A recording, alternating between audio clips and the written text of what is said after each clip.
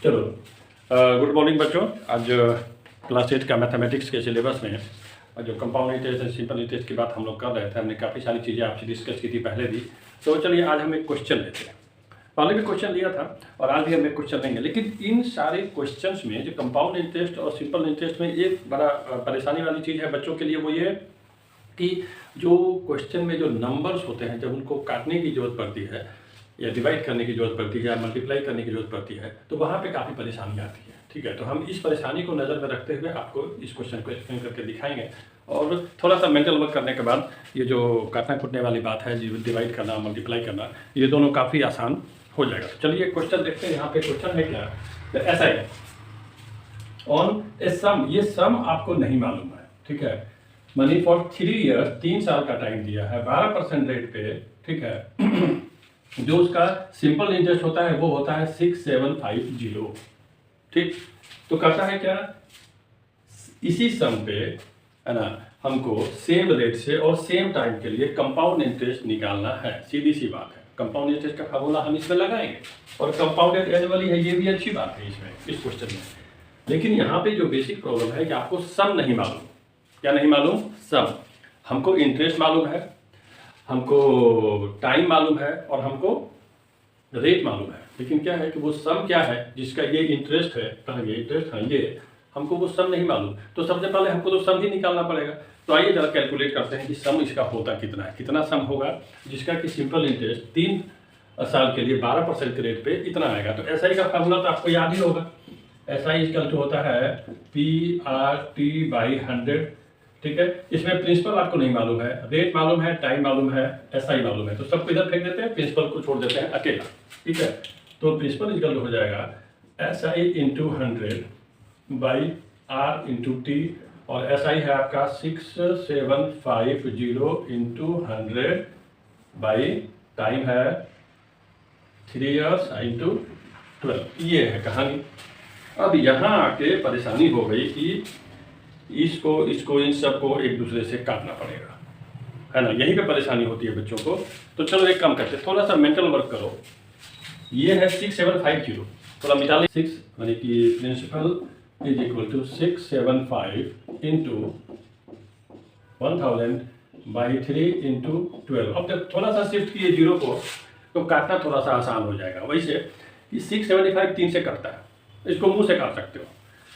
2 × 3 600 और 25 × 3 75, यानी कि 275 होगा, नहीं 225 होगा। होगा कि नहीं होगा? जल्दी बताओ। 225 को 3 से मल्टीप्लाई करो कितना होगा? 225 × 3 कितना होता है? 25 पर 75, 675 हुआ कि नहीं हुआ?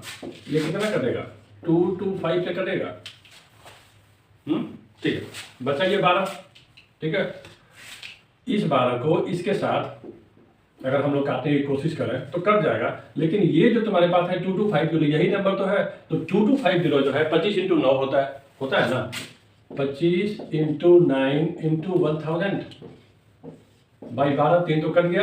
अब देखो ये दोनों 3 से कटता है। ठीक है, ये होगा 3 और ये होगा 4, यानी तुम्हारा नंबर हो गया 25 × 3 × 1000/4। 4 से ये कटेगा कितना? 250। अब देखो नंबर क्या होगा, ये हुआ 25 × 3 × इसको करो 25 × 10। ठीक है, अब 25 और 25 का होल स्क्वायर तो आपको याद ही होगा, कितना होता है? 625 ×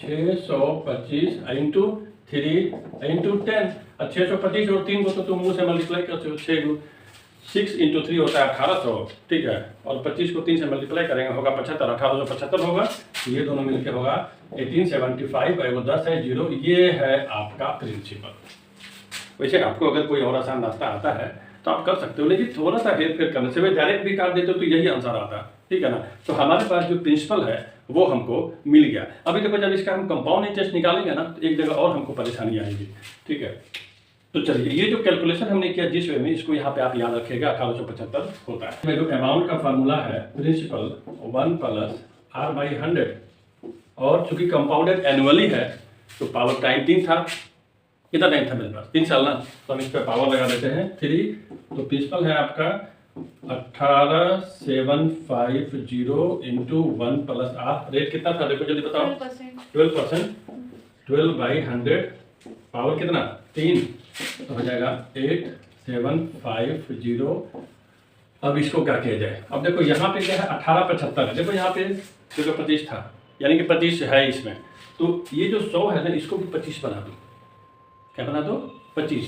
क्या करते हैं, इसको 4 से काटो, 3, ये हो जाएगा 25। अब इसको जोड़ दो, 25 और 3 कितना होता है 28/25 का पावर 3, यानी हो जाएगा 18750, और ये हो जाएगा तुम्हारे पास into 28 into 28 into 28/25 into 25 into 25, ये 3 को आ गया। तो यहाँ पे देखो क्या है, ये 25 को 3 से मल्टीप्लाई किए थे ना, तो 1875 हुआ था, 10 को यहाँ पे आके अकेला किए थे। ये जो कैलकुलेशन का तरीका था आपका वहाँ वाला, आप उसको फॉलो कीजिए। तो इसको थोड़ा सा मॉडिफाई करते हैं, इसको लिखते हैं 1875 into 10 into 28 into 28 into 28 by, इसके नीचे ले आते हैं 25 इंटू 25 इंटू 25, ठीक है। और ये दो 25 मिलके होता है 675, ये वाला देखो ये 675, और ये इसको काटेगा 3 बार में, यानी कि आपके पास बचा 30/25। 5 से इन दोनों को काटा जा सकता है, तो ये हो जाएगा 2 और ये हो जाएगा 5, यानी कि आपके पास बचेगा 6 इंटू 28 इंटू 28 इंटू 28/5, ठीक है। और इसको ये जो 5 है इसको आगे जाके डिवाइड करने में फिर दिक्कत होगा आपको, ठीक है ना। तो हम क्या करते हैं, यहाँ 1 2 डालते हैं, 1 2 यहाँ भी डालते हैं, ये हो जाएगा 12, ये हो जाएगा 10, ठीक है। 10 से डिवाइड करना तो बहुत आसान है, तो हम क्या करेंगे इसको, अब हम कर देंगे 12 इंटू 28 इंटू 28 इंटू 28/10। अब इसको तो मल्टीप्लाई करना ही पड़ेगा, अपने पास और कोई उपाय नहीं है।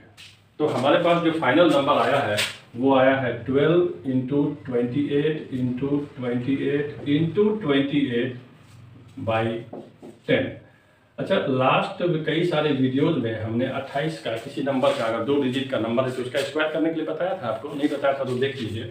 जैसे नंबर है 28, हमको इसका स्क्वायर करना है, तो 8 का स्क्वायर कितना होता है 64, 1 डिजिट लीजिए 4, बचा कितना 6, इन दोनों को मल्टीप्लाई कर दिए, कितना हुआ 8 दूनी 16, उसका डबल कितना होता है 32, 32 में 6 जोड़ दो कितना हुआ 38, बचा 8, कैरी ऑन कितना हुआ 3, 2 का स्क्वायर 4 प्लस 3 784, राइट। तो अभी मेरे पास हुआ 12 इंटू 28 इंटू 784/10, ये आ गया। अब 28 को 12 से मल्टीप्लाई करना, तो आसान काम है।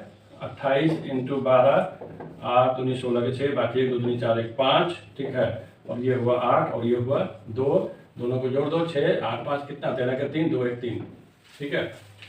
तो ये तुम्हारा हो गया 336 इंटू 784/10। एक नंबर है ये, 3 डिजिट का 2 नंबर है, इसको हमको फाइनली मल्टीप्लाई करना पड़ेगा, ठीक है।